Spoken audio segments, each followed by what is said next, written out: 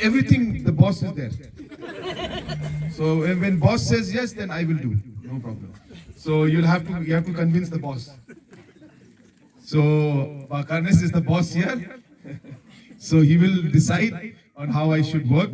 And all I can tell you is that as per his direction and instructions, I will do whatever it takes to implement these different schemes and projects and improve the overall development scenario here in the constituency. But as I said, it is very important that we work together and not be taken, on the side by political parties who are trying to, as I said, divide us and trying to create a negative environment in society, which is something that I really don't appreciate and I don't like. As I said, we are here to serve the people. We are here to bring development for the people.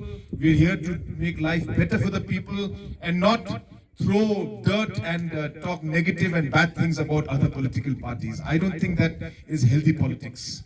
And I don't like that kind of negative politics. So we as a party, we believe in positive politics and we will ensure that we are able to work together. But for that, I will need all your support. And in this coming election, I once again request and urge all of you to work in support.